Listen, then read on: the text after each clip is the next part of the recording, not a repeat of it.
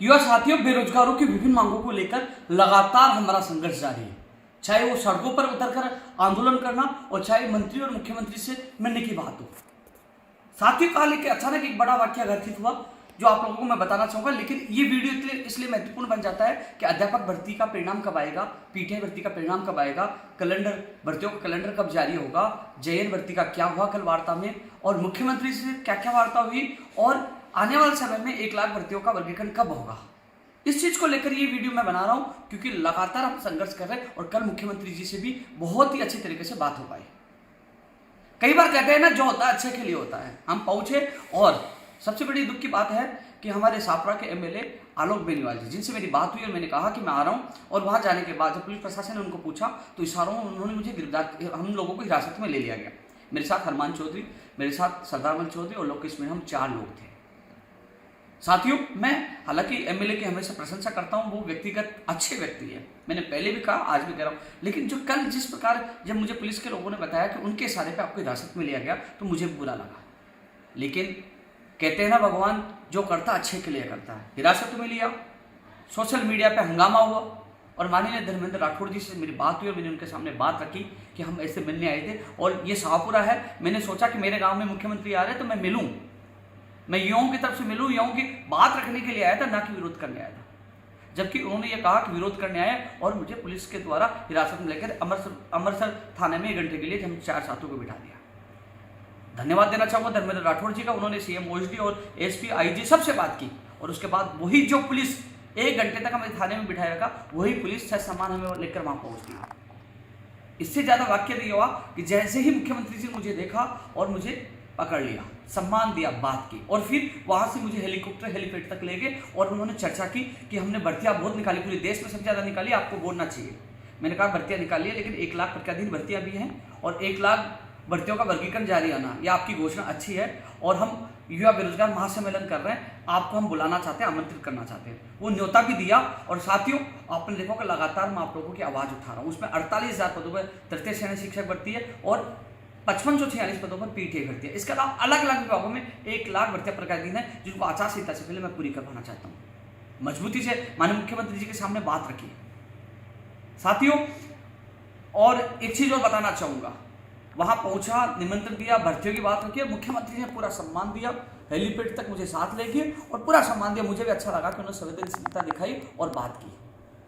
लेकिन जो घटना घटित थी वो अच्छी हुई। यदि पुलिस प्रशासन मुझे वहां से हिरासत में लेकर नहीं जाता तो इतने अच्छे माहौल में हमारी वार्ता भी नहीं हो पाती। पता नहीं भीड़ में मुलाकात होती कि नहीं होती, लेकिन मुलाकात अच्छी हुई, बात आप लोगों को पूछे, उसका परिणाम आने वाले दिनों में आपको देखने को मिलेगा। मैंने हर बात मजबूती से आप लोगों की बात उठाई है। तो साथियों, एक चीज और बता दूं, आज शनिवार है, शनिवार के दिन भी कर्मचारी चयन बोर्ड में अधिकारी काम कर रहे हैं।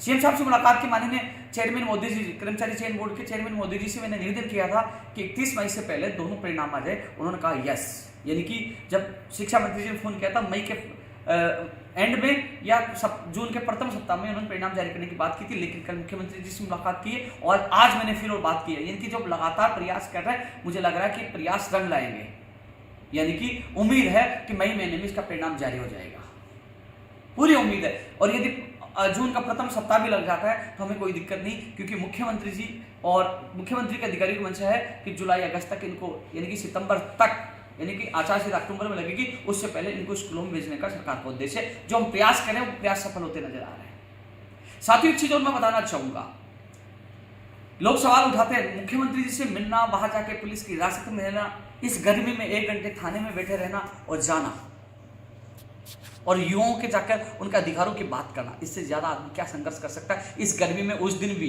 विश्व का सबसे बड़ा ज्ञापन देकर सड़कों पे हमने संघर्ष किया, मुख्यमंत्री से मिला हूं और आगे मिलूंगा जब मेरे युवाओं की बात आएगी। मुझे 1 लाख प्रतिदिन भर्तियों को भी आचार संहिता से पहले पूरी करवानी है और 1 लाख भर्तियों का वर्गीकरण करवाना। 17 मई को एक मुख्य सचिव महोदय जो मीटिंग ले रही है, इस संबंध में मैं कार्य विभाग के अधिकारियों से कल ही मैं मिल के आया था, क्योंकि मुख्यमंत्री प्रमुख सचिव के निर्देश पर अखिल अरोड़ा जी जो वित्त सेक्रेटरी है, उनसे मेरी मीटिंग हुई थी और मेरे साथ पंचायत राज जैन भर्ती का प्रतिनिधि मंडल भी शामिल था। 550 पदों पर वित्तीय स्वीकृति मिल चुकी है, अच्छी बात है। 550 पदों पर पंचायत राज के लिए वित्तीय स्वीकृति मिल चुकी है और अन्य विभागों में जितने पदों की सूचना है हमसे मांगिए कि आप इकट्ठा करके दे दीजिए, आप प्रार्थना पर उसमें आप लिख के दे दीजिए, उस अनुसार और जो वैकेंसियां जहां जहां विभाग में उनको जोड़कर एक बड़ी भर्ती के रूप में हम पंचायत राज भर्ती निकाल सके। ये अच्छी सूचना, कल अच्छी मीटिंग हुई। उसके बाद डीओपी में अधिकारियों से मुलाकात हुई, उन्होंने कहा उम्मीद जताई कि 17 तारीख को जो मीटिंग होने वाली है मुख्य सचिव मोदी जी के नेतृत्व में, उनकी अध्यक्षता में, वो महत्वपूर्ण होगी क्योंकि साथियों उसके बाद भर्तियों का वर्गीकरण का कैलेंडर जारी हो सकता है। सरकार की मंशा है और कल मुख्यमंत्री जी के सामने ये मैंने बात रखी है। साथियों उसके अलावा पीटीआई भर्ती का परिणाम इस महीने में आएगा, जल्द आएगा और जुलाई में वो लोग जून एंड या जुलाई में वो लोग स्कूलों के अंदर रहेंगे। 7 जून को होने वाले प्रोग्राम में पीटीआई और थर्ड ग्रेड जो तृतीय श्रेणी शिक्षक भर्ती के अध्यापक वहां मुख्यमंत्री को धन्यवाद देने भी आएंगे और अपना नियुक्ति कैलेंडर जारी करने की मांग करने भी आएंगे क्योंकि 7 तारीख को मुख्यमंत्री जी के सामने उन अभ्यर्थियों को मिलाऊंगा कि साहब ये लोग अध्यापक भर्ती के या पीटीआई भर्ती के। 7 जून का प्रोग्राम ऐतिहासिक होगा, इसमें सरकार से लेकर तमाम नेताओं को हमने बुलाया है क्योंकि युवाओं की आवाज बुलंद करना, युवाओं को न्याय दिलाना मेरा कर्तव्य है। तो पीटीआई भर्ती का भी परिणाम 31 मई से पहले आएगा, हो सकता है 20 और 30 के बीच में कभी भी आ जाए, लेकिन इसमें भी हमने एक स्पेशल रणनीति बनाई है जो मैंने उन साथियों को बता दिया था कि इस रणनीति के साथ हमें काम करना है क्योंकि कई लोगों की मंशा इस भर्ती को अटकाने की है, लटकाने की है, रद्द कराने की है और मंशा को कामयाब नहीं होने दूंगा। इसलिए उन लोगों ने कहा कि ये रणनीति आउट मत करना। मेरे जो कोर कमेटी के लोग पीटीआई भर्ती के उनको मैंने बता दिया है। तो कल की जो मीटिंग सुगत थी पीटीआई भर्ती के अभ्यर्थियों के लिए भी और अध्यापक भर्ती के अभ्यर्थियों के लिए भी। अध्यापक भर्ती के अभ्यर्थियों को मैं कहना चाहूंगा, आप लोग भ्रमित करने वाले और भर्ती लटकाने वालों से, रद्दी गेंद से बचकर रहे। कल मुख्यमंत्री जी के सामने आपकी बात मजबूती से रखी है और आज ही बात हुई है, मैंने चेयरमैन साहब से निवेदन किया था और मैंने निवेदन किया साहब 31 मई से पहले परिणाम जारी हो जाए तो जिससे हम 7 तारीख को मुख्यमंत्री जी का स्वागत करके और जल्द से जल्द जोड़ने की मांग रखेंगे। उन्होंने कहा ओके। अब उम्मीद है इसी महीने में यानी कि जो मई के अंतिम सप्ताह और जून का प्रथम सप्ताह का जो आश्वासन मिला था, लगता है मई का सप्ताह वाला आश्वासन पूरा हो सकता है। यदि 2-4 दिन एक्स्ट्रा भी लग जाए तो हमें कोई दिक्कत नहीं क्योंकि हमें ज्वाइनिंग जुलाई अगस्त तक लेनी है और उसके लिए आगे की तरफ हम बढ़ रहे हैं। साथियों एक सवाल ये था कि जो कई लोग 60,000 पदों पर पद बढ़ाने की मांग कर रहे थे। साथियों मैं मुख्यमंत्री प्रमुख सचिव और जॉइंट सेक्रेटरी से मिला हूं, आपका डेलीगेशन भी मिल गया, आप जाके पूछ लेना। मैंने हमेशा आपकी बात उठाई है। मैंने उनके सामने बात रखी, उन्होंने कहा विभाग में पद खाली नहीं। मैंने कहा 12,000 की घोषणा कैसे की गई? उन्होंने कहा जो रिटायर्ड होने वाले साल भर बाद उन लोगों को पदों की गणना करके हमने घोषणा की, अभी 3rd ग्रेड की वैकेंसी अभी नहीं आने वाली, विभाग में पद नहीं है। उन्होंने कहा पद हम तब बढ़ा सकते थे, एक 2nd ग्रेड का डीपीसी का मामला है, उस पर स्टे मिला हुआ, यदि वो हल हो जाता, डीपीसी हो जाती 2nd ग्रेड का मामला का, तो कहने के वो पद हमें मिलते तो हम पद बढ़ाते, लेकिन वो मामला न्यायालय में लंबित है इसलिए पद नहीं बढ़ पाएंगे। तो मुझे मौका मिला, मैंने वहां बात रखी है, ये वीडियो सेव आप जाके कभी पूछ लेना। ऐसा नहीं कि मैंने 60,000 के पद बढ़ाने वाला साथ नहीं दिया, लेकिन जब उन्होंने साफ मना कर दिया, इसके बाद मैं इससे ज्यादा क्या कर सकता, लेकिन मैंने आपकी मांग रखी है। साथियों भर्ती परीक्षाओं का कैलेंडर आज काम चल रहा कर्मचारी चयन बोर्ड में, कैलेंडर आज जारी हो जाए तो हो जाए, अगले वीक में भर्ती परीक्षाओं का, यानी कि आज की संभावना भी है, मैं आपको बता दूं शनिवार के दिन भी संभावना है, यदि काम हो गया तो आज, और काम नहीं हुआ तो फिर अगले वीक में भर्ती परीक्षाओं का, चाहे वो कृषि परीक्षक हो, चाहे पशु परिचारक हो, चाहे सूचना सहायक हो, चाहे संगणक हो, चाहे जूनियर अकाउंटेंट हो, चाहे एलडीसी हो, जो सीईटी में जो शामिल भर्तियों के साथ साथ बिना सीईटी में शामिल भर्तियों की परीक्षा तिथियों का कैलेंडर जारी हो जाएगा। ये आपके लिए अच्छी बात है। जो हमने धरातल पर 10 मई को हमने गर्मी में संघर्ष किया था, भर्ती परीक्षाओं का कैलेंडर जारी किया जाए, हमने संघर्ष किया था अध्यापक भर्ती और पीटीआई भर्ती का परिणाम जारी किया जाए, हमने संघर्ष किया था सीईटी सीनियर 2nd ग्रेड का परिणाम जारी किया जाए, वो भी जल्द जारी होगा। आज यदि 3 भर्तियों का अभी परिणाम जारी होना है तो आज है आने वाले वीक में, क्योंकि आज भी काम चल रहा है। मैं धन्यवाद देना चाहूंगा चेयरमैन मोदी जी को और कर्मचारी चयन बोर्ड के अध्यक्ष तमाम कर्मचारियों को, आज छुट्टी के दिन भी वो वर्क कर रहे हैं, कार्य कर रहे हैं। तो यह आज होता है तो आज, नहीं तो अगले वीक में, चाहे वो वीडियो या प्रयोगशाला सहायक का प्रोविजन परिणाम हो, चाहे सीईटी सीनियर 2nd ग्रेड का परिणाम हो, ये तत्काल आने वाले दिनों में जारी होंगे, आपको ये परिणाम देखने को मिलेगा। भर्ती परीक्षाओं का कैलेंडर भी तत्काल अब जल्द जारी होगा, यानी कि आज नहीं आने वाले वीक में जारी होगा। 1 लाख पर क्या दिन भर्तियों की 17 तारीख को मीटिंग है नई भर्तियों की वर्गीकरण के लिए, जिसके लिए लगातार आपने देखा होगा सब भूल जो एक भी एमएलए भी नेता नहीं बोल रहा, लेकिन मैं लगातार आवाज उठा रहा हूं कि नई भर्तियों का विभाग वाइज वर्गीकरण हो। जो लोग पूछ रहे एसआई आएगी या नहीं आएगी, आरएस आएगी कि नहीं आएगी, और अलग पशुधन सहायक आएगी कि नहीं आएगी, 3rd ग्रेड आएगी कि नहीं आएगी, 1st ग्रेड आएगी कि नहीं आएगी, ये अलग अलग चीजें लोग पूछ रहे हैं। तो विभाग वाइज वर्गीकरण हो जाएगा, तो सबको पता लग जाएगा मेरे विभाग में इतने पदों पर भर्ती आ रही है, वो लोग अपनी तैयारी में जुड़ जाएंगे।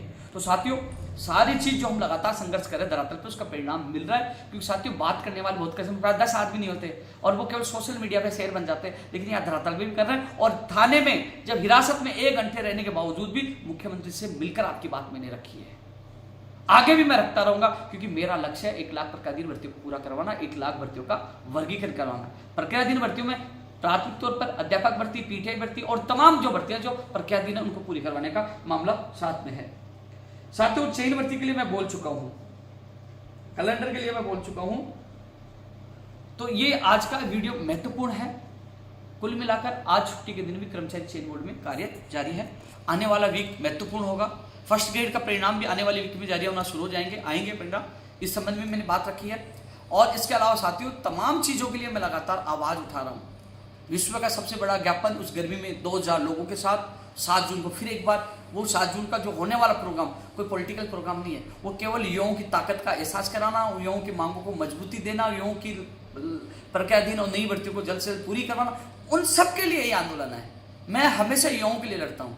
जब तक मैं राजस्थान बेरोजगार एकीकृत महासंघ में हूँ, मैं युवाओं की यूं आवाज बुलंद करता रहूंगा, चाहे मुझे जेल में कितना ही डाले, चाहे कितने लोग ट्रोल आर्मी होके, चाहे मुझे कितना ही बदनाम करने की कोशिश करे। मैं किसी के बाप से नहीं डरता, क्योंकि राजस्थान के लाखों युवा मेरे साथ है, उनके माता पिताओं का आशीर्वाद मेरे साथ है। मैं उनके लिए आज भी लड़ा था, कल भी लड़ूंगा, और जेल में एक बार नहीं 1000 बार हिरासत में ले मैं लड़ूंगा। लेकिन कल का मुख्यमंत्री जी का रवैया और उनका बात करने का तरीका बहुत मुझे शानदार लगा, और उन्होंने विश्वास भी दिलाया है कि ये तत्काल ये प्रक्रियाधीन भर्तियों को और वर्गीकरण करवाकर युवाओं को बड़ी राहत देंगे। इसके अलावा साथियों, कर्मचारी चयन बोर्ड के अलावा आरपीएससी भी भर्ती परीक्षाओं का कैलेंडर जारी करें, इसके लिए हम लगातार प्रयास करें। पीटीआई भर्ती के बारे में मैं बता चुका हूं। और साथियों, एक चीज बता दूं, नई कंप्यूटर अनुदेशक हो, कनिष्ठ अनुदेशक हो आईटीआई कॉलेजों में, चाहे वो पीटीआई लाइब्रेरियन हो, सारी भर्तियों के लिए हम प्रयास कर रहे हैं। कैलेंडर जारी होगा तो सब में स्थिति स्पष्ट हो जाएगी। कई बार मैं किन भर्तियों का नाम नहीं लेता तो लोग सोचते हैं मैं नई कंप्यूटर अनुदेशक भर्ती को भूल गया। नहीं भूला हूं, जो सरकार ने वादा किया था, शिथिलता नहीं दिया, बोले हम नई भर्ती निकालेंगे। तो साथियों, मैं वादा कर रहा हूं, यदि सरकार अपने वादे से मुकरती है तो सरकार के खिलाफ चुनाव में मोर्चा खोलूंगा और वोट की चोट दूंगा, चाहे वो पंचायत राज जैन भर्ती हो, चाहे कंप्यूटर अनुदेशक भर्ती हो।